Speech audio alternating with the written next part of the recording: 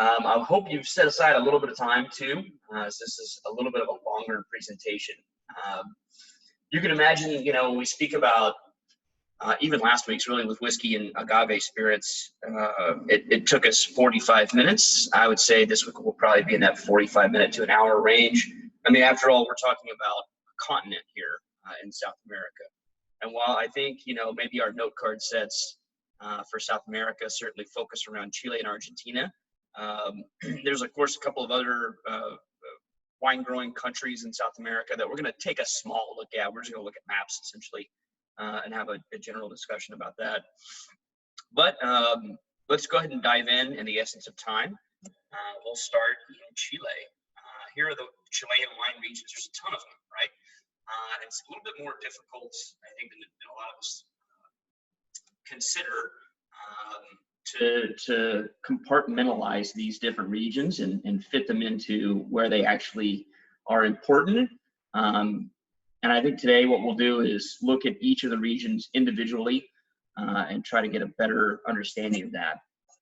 So general history of Chile, second in Argentina in wine production in the Southern Hemisphere, #1 in exports to the US and South America.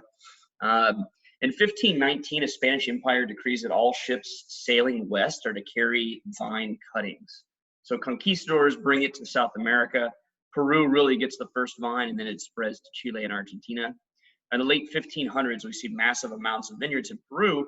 But by the 1700s, many were being utilized for Pisco. The Spanish conquest throughout the 16th century really ended in the country producing around 800,000 liters of wine. Vines imported to Peru from the Canary Islands by Francisco de Cabrantes in the 1540s. By the late 16th century, Spain was beginning to fear that they were losing exports to Mexico and South America, and they started enacting laws that restricted labor, new plantings, and raised taxes on production. As Peru moved more to brandy production, Chile filled the void for those table wines in South America. You see they gained independence in 1818 from Spain. You start seeing French cuttings come over in the 1830s. And then really Bordeaux varieties start to take hold by around the mid-19th century there. A few other important winery openings. You can see there's a lot of really old wineries in Chile that have been operating for quite some time.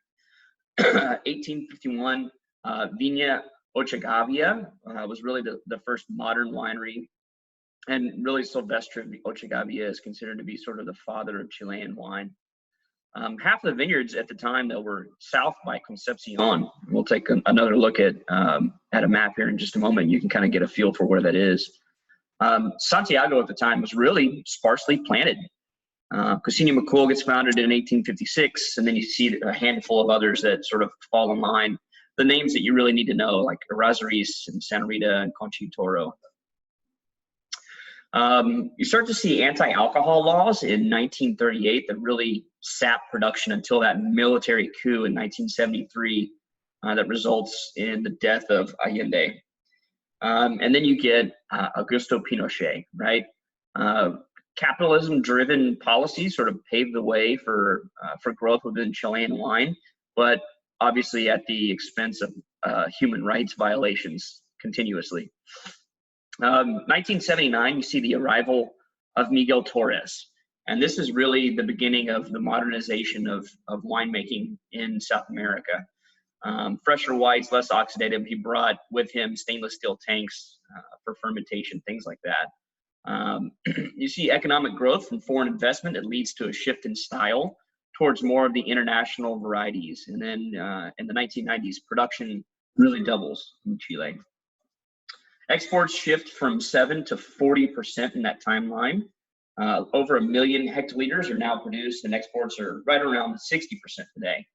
The United States, the UK, China, and Japan are among the major export countries. And flying winemakers really have a great deal of influence here at this point. Truly has 3 distinct climates. Norte Chico is hot and arid, right? It's probably one of the most arid wine growing regions in the world. The Zona Central is considered Mediterranean. And then in the Sur, it's cool, rainy, and maritime. So west of the coastal ranges is a bit of history of the Humboldt Current, which is that cold water ocean current that flows northward up from the Southern Ocean, trapping cooler air near the Earth's surface in an inversion layer, and it adds to the stagnant smog above Santiago. What this basically does is it dampens diurnal shifts. Each of the wine-growing regions of Chile is essentially named after a different river. It's always rivers and valleys. So the rivers add gaps that encourage cooling winds that sort of blow west to east, and making the coastlines cooler than like Mexico or California in the northern hemisphere. You'll see hillside vineyards with western exposure is subject to that cool Andean wind in the afternoon, and it really mitigates the effect of the sunlight. You get limited hours of gentle morning sunshine, are a little bit of a challenge in the foothills because there's that 23,000 foot mountain chain to the east. El Nino is a term I think some of us have heard several times when it comes to climate. It's a warming and weakening of that Humboldt Current that warms the region and really decimates fish populations and causes increased rainfalls. So on the Winkler scale, and we talk about this on occasion, Casablanca sits in a region 1, and then Rapel and the Aconcagua and the 2-3 areas. As far as aspect and geography, I always think it's important to take a look at Chile in more standard way of looking at things. Obviously, it's a long, skinny country, right? 4,300 kilometers or 2,671 miles. That would be about the equivalent of driving from New Orleans to Vancouver. And then it's only 217 miles wide, which is about the difference from Houston to Dallas. So pretty close. Of course, you have the Andes to the east, the Atacama Desert to the north, which is the most arid non-polar environment. Cordillera del Paine in the south. Most of the viticulture occurs within a 3-hour drive of Santiago today, though, and about a third of the population lives there, which is similar to size that I mentioned earlier in Houston. The coastal range is west of the Andes and rises to about 3,100 meters. And mountains really cover about 80% of the landmass in Chile. So both the Andes and the coastal range diminish in size as you head south in the country. Most of the western coastline of South America is on the South American plate and the oceanic Nazca plate. So you get this 8,000 meter deep Peru-Chile trench. That's like only 160 kilometers offshore. Pretty interesting. The Andes are definitely a volcanic arc of the Pacific Ring of Fire. So you get a lot of frequent and devastating subduction earthquakes occurring. There's a lot of complex layers of marine and continental plates. So you see granite, schist, and slate overlaid with a lot of red clay. At higher elevations, you'll find more limestone seabed things. Much of the mountainous soil is volcanic, so a lot of basalt and andesite. Really volcanic soils that dominate in the south and Bio. And the central valleys, the rivers are more volcanic down in the form of loams and clays. The coastal ranges soils are more ancient than those of the Andes, granite and metamorphic schist. And then granite dominates the coastline, though it's much older and loses water retention in the south because of the tightness of it. Chile is really king is Cabernet. 75% of the grapes are red at this point, followed by Merlot, Carmenere, Syrah, Cayce. When it comes to white varieties, you'll find Sauvignon Blanc and Chardonnay. Although it should be stated that Sauvignon Vert is pretty common, which is the mistaken identity really of Friulano here in South America. Carmenere, of course, was thought to be Merlot up until 1994, which is kind of funny because it ripens more than a month later than Merlot. It's got a much tighter cluster, and its leaves turn a deep red in the autumn. So it's also super difficult to graft. Which is why it didn't continue in Bordeaux after phylloxera. Carmenere as a grape is the progeny of Cabernet Franc and Gros Cabernet, which explains a lot of why it has the highest level of pyrazine of any Bordeaux variety. So waiting for those pyrazines to ripen on the vine can greatly reduce acidity. And that can cause, well, sort of flabby wines.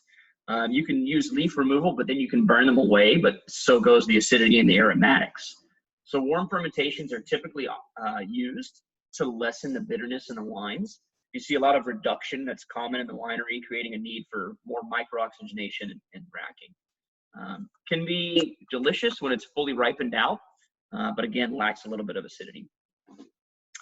Funny enough, Chile attempted to change the name of one of their DOs to Pisco Elqui to challenge the origins that claims of Pisco starting in Peru, but the EU rejected that. So the following grapes I think are always important to talk about when it comes to the production of Pisco that you'll find in Chile. Moscatel, or Muscat of Alexandria, Moscatel Rosado, Moscatel de Austria, which is Torrontés San Juanino, Torrontel was Moscatel Amarillo, which is progeny of Pais and Muscat of Alexandria, and Pedro Jimenez. Viticultural techniques, we talked about the arrival of Miguel Torres in 1979, shifting towards more modern techniques, small barrique, stainless steel fermentations, vertical shoot positioning, and in general, just cleaner winery practices. When you come into a country that has wineries that are as old as the ones in Chile that date back to the 1800s, we can say this really around the world, but commonly you find that winery sanitation practices can be a bit lacking, right? And so that can create Brettanomyces or unclean styles of wines that we got used to many years ago. And of course, we see a big change in that in Chile today. A couple of interesting terminology notes. Encomiendas were basically slave-like land grants given to Spaniards in Mexico. The vineyards were required by quotas. Pipeños are sort of fresh, fizzy wines that you'll find that are made with Pais. And then Borderos are super cheap, jug-like wines that are made from old Carignan, Carmenere, and Pais. Wine laws, you start to see the DOs developed in 1994. Most are named after the rivers that we mentioned that flow from the Andes in the east to the Pacific Ocean in the west. 1985 laws declare wine as the fermentation of fresh must from Vitis vinifera grapes, and it has to reach a minimum of 11.5 ABV. So sort of a higher ABV than what we're used to in a lot of other countries. Here, we talked about this in South Africa, and I think it's important to understand the tiers of regional DOs. It starts with viticultural region, moves to sub-region, and then zone and area. So that's from largest to smallest.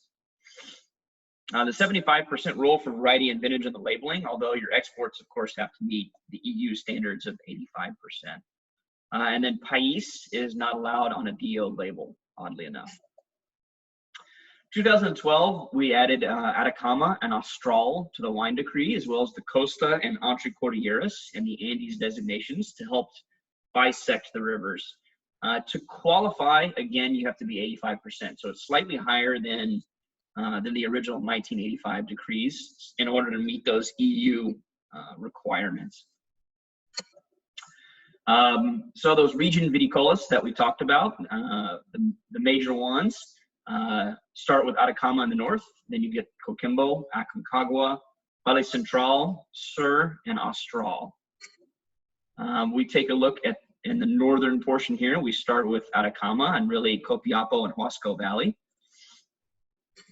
The Atacama is 1,000 kilometers of just deserts, salt lakes, sand dunes. There's almost no rainfall. Some of these areas have never had any precipitation ever recorded. This lies between the coastal ranges and the Andes Mountains. You have a huge amount of copper, which is critical for mining industry and a key to the economy. It takes up a lot of the water reserves for the area. The Huasco River Valley is important for grape and olive cultivation, and Copiapo is known for Parron vineyards, otherwise known as pergola. Always a fun quiz question to ask for different pergola names. Coquimbo next, you'll find Elqui, Limarí, and Chihuahua. And you can see here, this is a cool map from Wine Folly that kind of shows you the grape varieties that are important here. I will say that Syrah from this area is pretty fantastic. There's a great little producer we'll talk about here in just a little bit. The narrowest and most mountainous region in the country is Coquimbo. It's super arid, of course, but modern irrigation systems have turned these into, viable areas for viticulture. Although recently the snowmelt has begun drying up with climate change, it's causing concern that they'll be able to continue with viticulture in the area. Within the Coquimbo, you'll find the Aconcagua Valley DO. We talked about that being in the north. It's the northernmost and driest within Coquimbo. It's less than 100 millimeters of rain annually. Here you'll find the Elqui River and the Puclaro Reservoir provide the water resources. This area has no Antracordilleras. This is all coastal and Andes.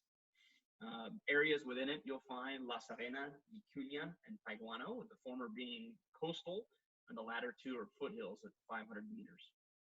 It's the highest growing wine region in Chile, with some vines that are over 2,000 meters high. And as I mentioned, Falernia and Elqui is a fantastic producer of Syrah. Limarí is up next. Here are the areas you'll see here. Listed Costa is Ovale, and then Montepatria Punitaqui, Rio Hurtado. Calcareous soils, red clay atop limestone, which is similar to the Terra Rossa that we see in Cunawara. Great for Chardonnay. Wide open to the coast, creates a really cool environment. And there's a gap in the coastal range below the Tongoy Bay and the west in the Talanay Hills. Western Limarí is a hotbed with thick Comanchaca fogs in the mornings.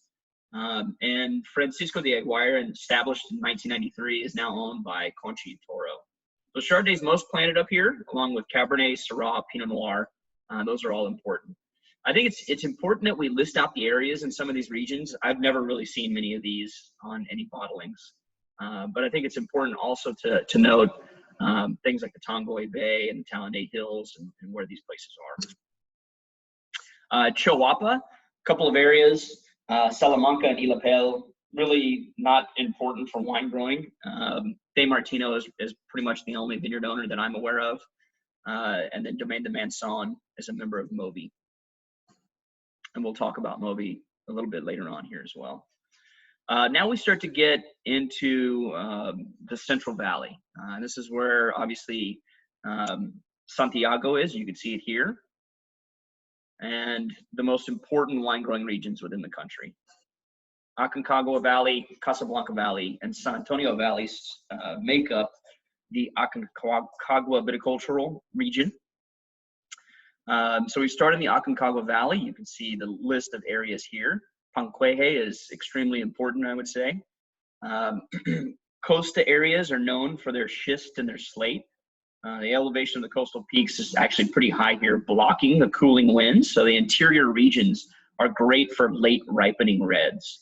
The Andes areas are a little too warm for Cabernet to the east, but Grenache and Mourvedre do quite well.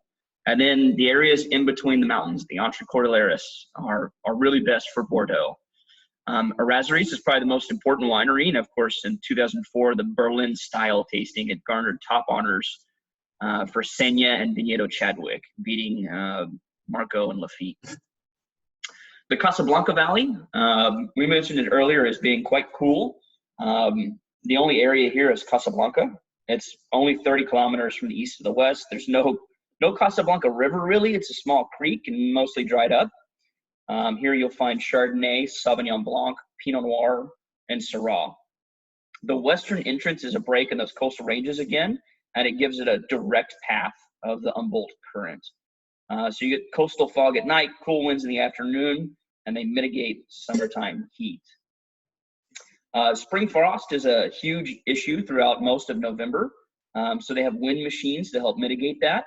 The entire DO of Casablanca Valley is Costa. That's important. Conchitoro is largely responsible for the discovery of this region, obviously in the 1980s. Veramonte, which is owned by Huneeus of obviously Quintessa. Here we had nematodes that caused the need for rootstock because of the sandy soils, despite the fact that there's no phylloxera. Then you get underground irrigation that is largely depleted today. So 75% white wines in Casablanca Valley. The San Antonio Valley, we start with zones of Leda Valley. There's only a handful of viticultural regions that actually have zones within them. Most of them go straight to areas. So within the Leda, you'll find San Juan, Santo Domingo on the coast, and then outside of Leda, you'll find Cartagena, Loa Barca, which I've seen on a few labels, and Algarrobo. Here, everything is west of the coastal ranges.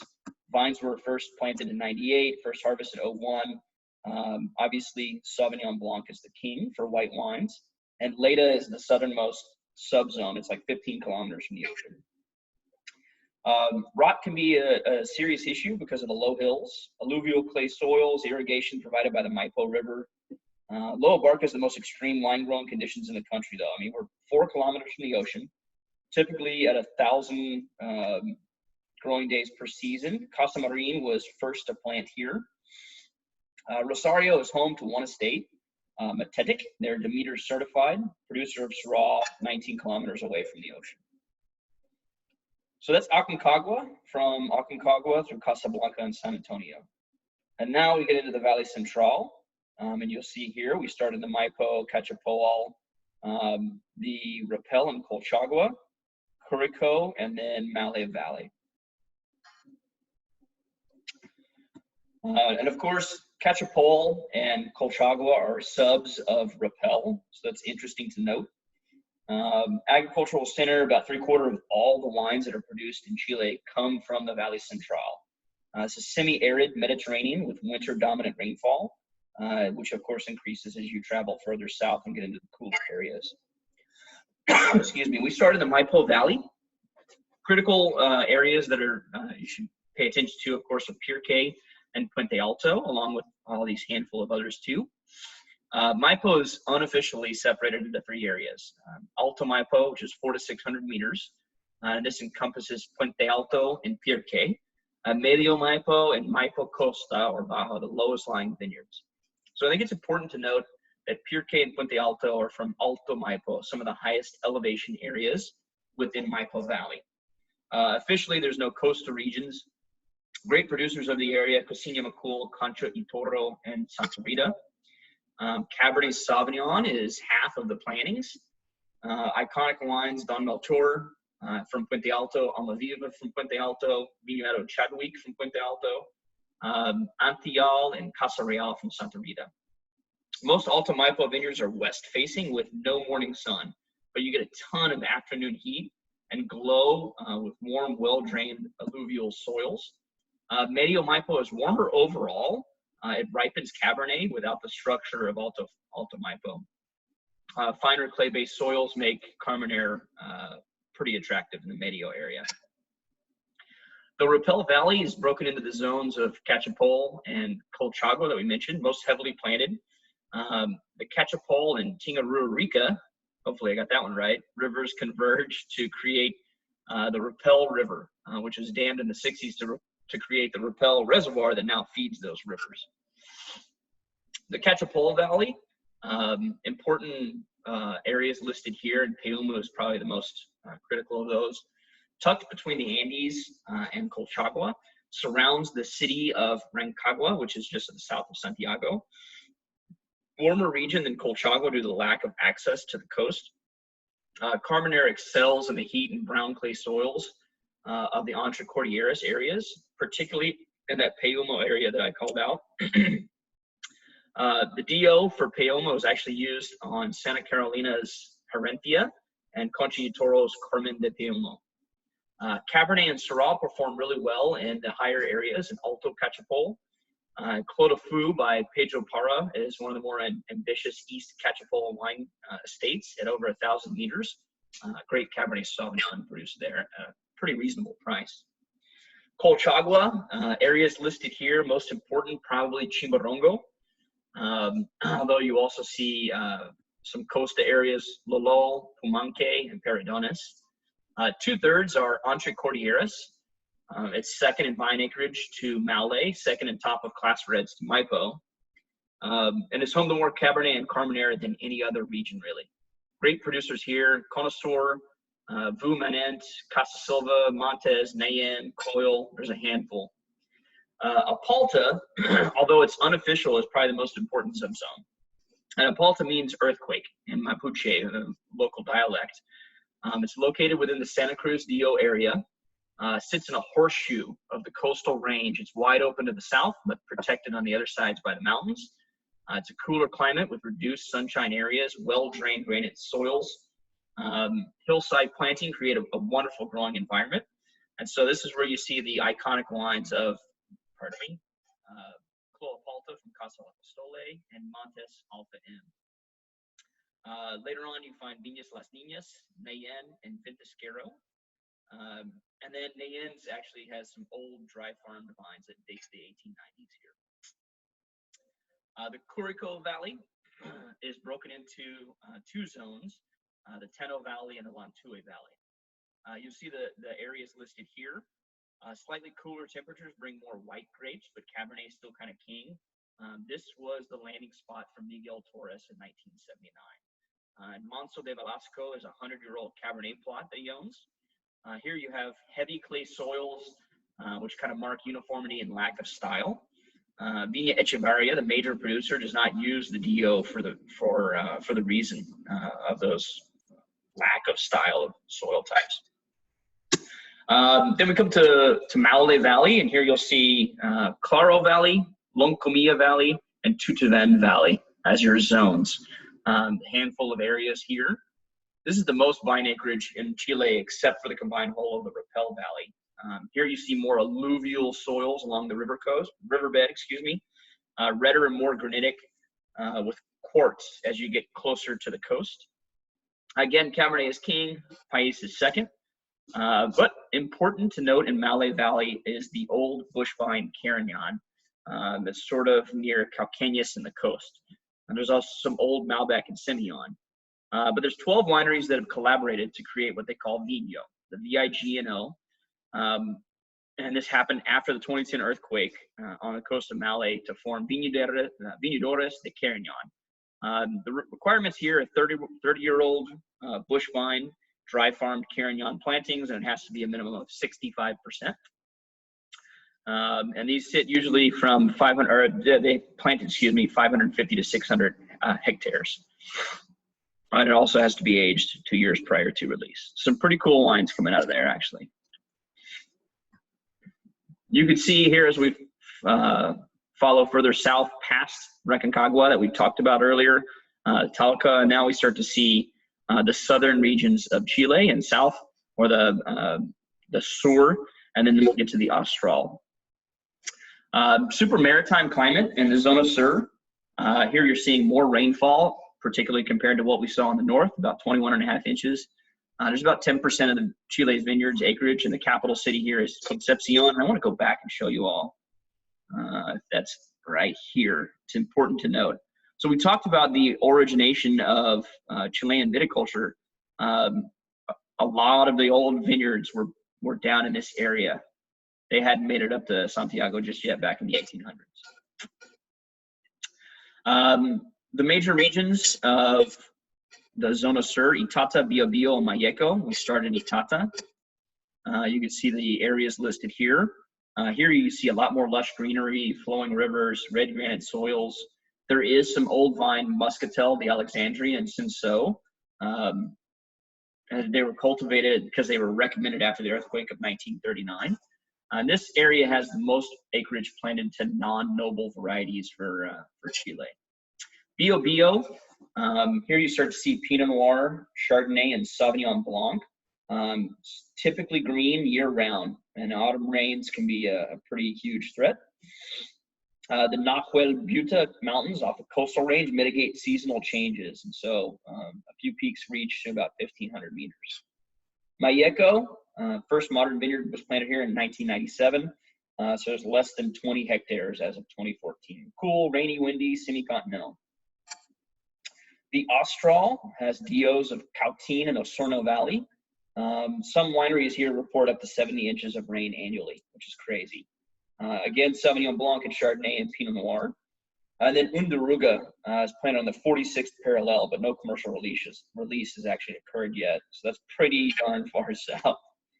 A couple of other things that you might note are the Movi producers. We talked about this earlier.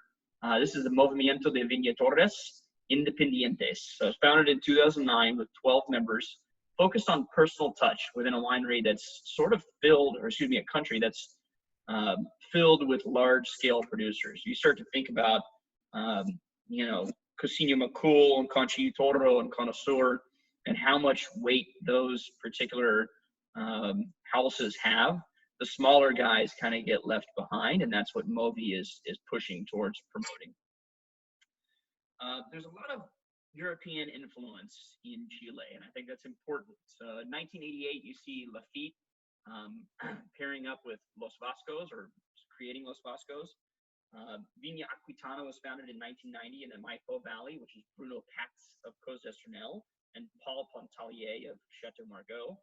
Apostole, founded in Colchagua, Baron Philippe de Rothschild with Almaviva and Conchitoro. Senyo is Robert Mondavi and Eduardo Chadwick.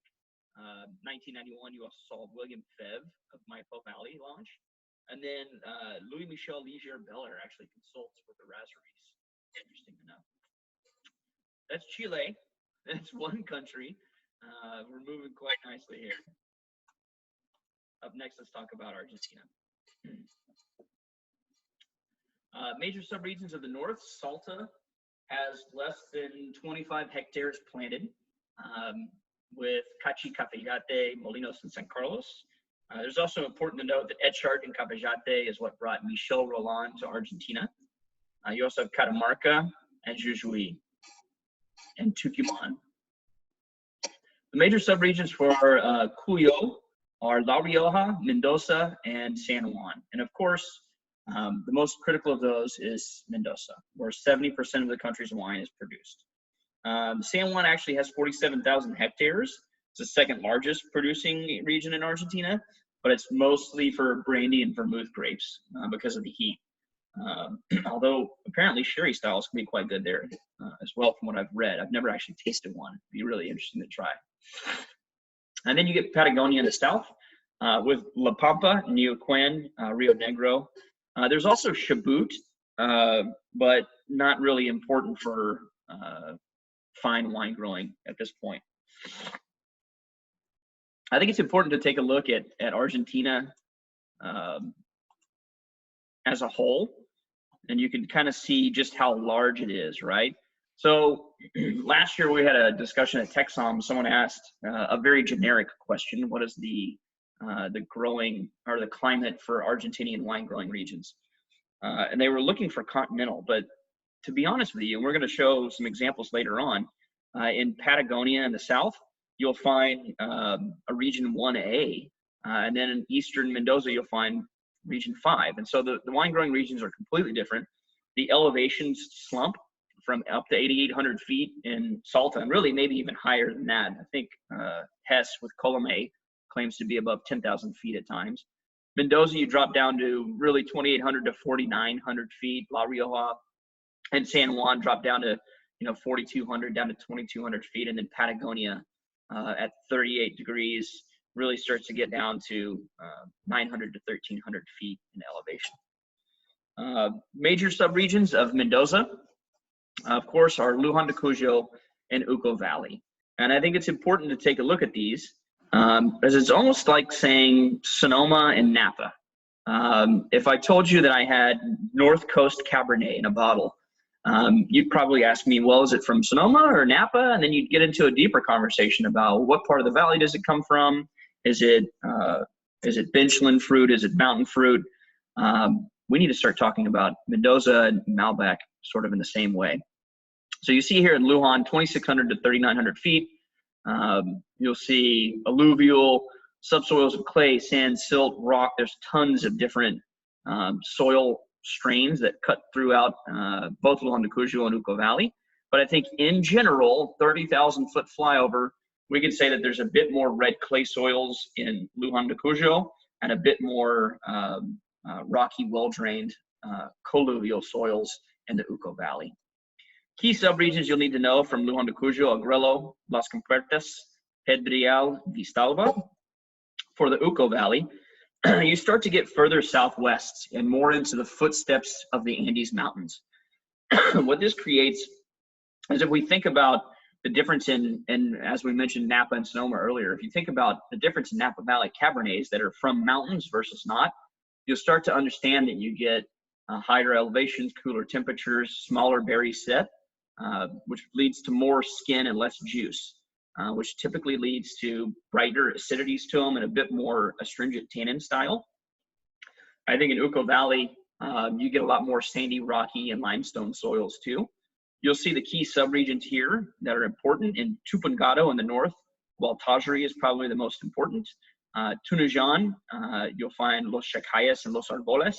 And in San Carlos, you'll find the Altamira and La Consulta. Altamira, of course, Paraje Altamira is the only region that's been delineated because of its soil type, where you've got, I believe it's old limestone. In Patagonia, this is kind of a tough map to look at. It's not my favorite, but here in the top portion of it, you'll see La Pampa, Neuquén, and Rio Negro separated there, sort of in a little triangle. So you get Neuquén to the northwest, Rio Negro down here in the south, and La Pampa in the northeast. General history of Argentina. Winemaking gets here around 1560. 17th century law prohibiting viticulture in favor of course, those Spanish wines. The rail system in the 19th century really expanded viticulture. Then you got European immigration in. Local consumption of wine dropped by half from 1970 to 2000. People really used to only drink local wines up until then. The mission grape arrived obviously in the 1500s. Really the 5th largest producer in the world, and of course the late 80s arrival of my boss Paul and Michel Roland getting to Argentina, modernizing winemaking down there. And then in 1993 you get the first GI of Argentina, which of course is Lujan de Cuyo. We mentioned the Winkler scale climate across the country. I think it's important to note that eastern Mendoza, which is considered really the less quality area compared to what we found in Uco Valley today, gets up to a 5 on the Winkler scale. Lujan de Cuyo is a 4. San Carlos on the south of Uco Valley starts to get cooler in that 3 range. Gualtajari, which is that subzone within Tupungato, is a 2. And then of course Rio Negro and Patagonia is a region 1A. So you've got an array across the entire country of 1 through 5, which is pretty amazing. I can't think of another country that has the same to be said. High desert continental, of course, it's 600 miles to an ocean on any area from Mendoza, and there's a 23,000 foot mountain to the west. The Zonda is a Fionn wind, and I've got a infographic that hopefully will help us walk through that. But it can get up to 150 miles an hour, which is insane, blowing down that mountain, carrying dust and heat. Mostly it affects the northern Mendoza, San Juan, and La Rioja. You'll find it typically in late spring and early summer. You'll also run into hail in spring and summer, which is probably the biggest issue for vineyard management. So this is an example of a Fionn wind. And so what you get is cool, moist air off the coast, cruising in and approaching the mountain. It creates cloud formation and then it rains, okay, and results in the moisture loss and then heat gain as the air ascends. So then you get dry air from higher up that plunges down the lee slopes, becoming warm as it descends. So we're getting warmer and warmer. Then you get turbulence over the mountains that transports the heat and the moisture out of the low-level Fionn winds. Boom, down the side of the mountain, you get dry, cloudless lee side conditions that lead to further warming. And so what this creates is that super warm, dry wind, and that's what a zonda is. As far as aspect and geography, we mentioned those Andes Mountains a couple times. Soil types, you know, alluvial over clay throughout Mendoza, with the exception of that Paraje Altamira, which is that calcareous marl. Patagonia known for super chalky soils. Salta is red mountainous clay. If anybody's ever been to New Mexico, that's kind of what Salta reminds me of, super, super red. And you can't take pictures of it, sadly, because modern cameras have red reduction in all of them. So it never comes out right, it looks brown. White grapes in Argentina. We think of Torrontés first and foremost. Really, Torrontés Riojano is the highest quality of the 3 strains. There's also San Juanino and Mendocino. It's important to note that the top 2 are made from Criolla Chica and Muscat of Alexandria. And then the last one is Muscat times we don't know yet. Pedro Jimenez is important, Chardonnay. Although we hear the Mendoza clone, it's actually less used in Mendoza than one would think because it's really susceptible to mealy rondage. So you go around to different wineries in Mendoza and ask them if they're using the Mendoza clone of Chardonnay, and they'll look at you like you have 2 heads. It's kind of funny. Chenin Blanc, up and coming, great in San Rafael. For reds, of course, Malbec.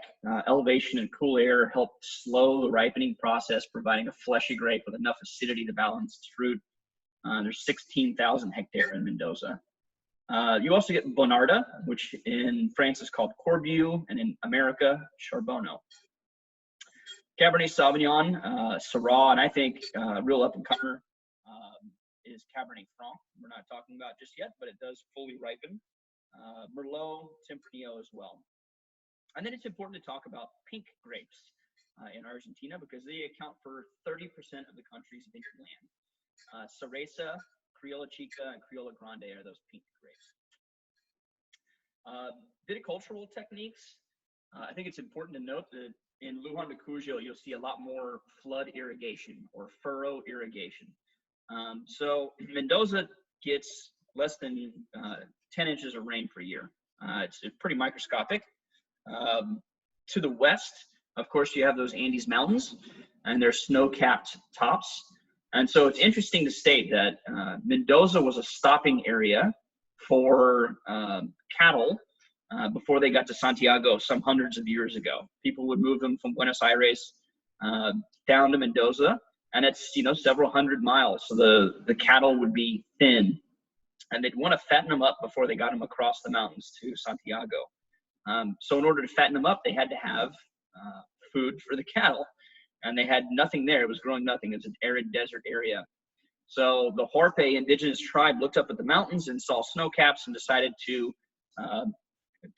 build these channels that come down so that they can have agriculture. And Luján de Cuyo largely still utilizes those same furrow irrigation methods for their vineyards. And it's not like a rice paddy. We think of flood irrigation, we think of, something like that. These are very sophisticated. You can change the channel to control a single row of vines by moving a shovel. It's actually quite unique. Now, of course, in Uco Valley, you see a lot more drip irrigation. And I guess we should also state too, with furrow irrigation, it's typically done once a week. And so they'll tell you, hey, your day is Wednesday. You can irrigate today and you'll open your channel.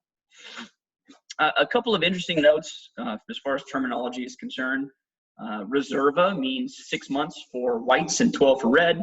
And then Gran Reserva, 12 for whites and 24 for red aging. No requirements on oak at this point. And then the 2 DOCs of Luján de Cuyo and San Rafael, although San Rafael is really like one important producer in Valentin Bianchi. Food pairing in Argentina. What else am I going to tell you? Beef. It's pretty much all they want to serve you down there. After about day 3, you'll be begging for a tomato, to which they'll typically respond, we fed it to the cow.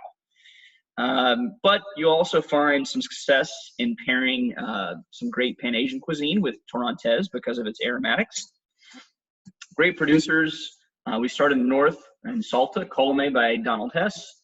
In Mendoza, Viñacobos, Catena, Chavo Ferrer, Chaval des Andes, Doña Paula, Zucardi, Balbo, Trapiche. In Patagonia, you'll find Bodegas Chacra, which is produced by Sasakaya and Tenuta Sangrito. Great vintages of recent, 2016, cool, hail-ridden, 15, hail, humidity, heat, 11 was cool and damp. I guess I should say poor vintages. 2008 was rainy in the fall, 2007 was extra hot, 2001, excuse me, was rainy. These are vintages you just want to be aware of if you're looking at South American wines. And this is, in general, I would say Mendoza driven. Other countries in South America that we should probably pay attention to, and all we're going to do really is take a look at their maps. Brazil, Uruguay, Peru, and Bolivia. Here's a cool little map that shows you both the regions of Brazil and Uruguay. I think a lot of people bring up in quizzes things like Campana Gaucha, Sierra do Sudeste, and then Valle do São Francisco, which is further inland here. But most of them are kind of focused right down here on the southern tip of Brazil, south of Sao Paulo, right on the border of Uruguay. And then Uruguay, you'll see obviously Montevideo in the south would be the city that you would fly into if you were going to visit. And that's the main focus for viticulture is all around there. And you can see, I think it's important to note just how coastal the Uruguayan wine growing regions are. We think of Tannat specifically when we think about Uruguay. And that's a shame, because in going to the region, you see all the different soil types. You'll find that not only do they produce Tannat, they produce Chardonnay, they produce Pinot Noir, great coastal and bright styles. For those of you that have been to Texom, you've probably seen the Bodegas Garzón Albarino, which is a fantastic example of a white variety that you don't think of when we think of Uruguay. But that's not it. So we've got Chardonnay, we've got Pinot that are from coastal areas. They produce sparkling wines as well. And in addition to that, this area of Canelones was gifted stills from cognac hundreds of years ago when they first pioneered the area. And so they literally are the only other region in the world that are allowed to utilize the term cognac. It's called Cognac de Canelones. And so here we have stills, we have dense red wines, such as Tannat. What else can you make when you have brandy and deep reds? Well, port-style wines are also produced in the area. It's pretty fantastic. The whole array of wines are produced in Uruguay, and it's a shame that all we think of as sommeliers typically are Tannat. Here's a closer look at Uruguay. Blew it up just a little bit. And then just to say that we did it, here are the wine-grown regions of Peru, Lima being an important one. Ica would be one maybe that somebody would ask about. And that's really all I have for this week. That was a long, drawn-out presentation. I really appreciate you guys hanging in there with me. If you have any questions, you can fire them up on the chat. Other than that, let's take a look at next week's syllabus.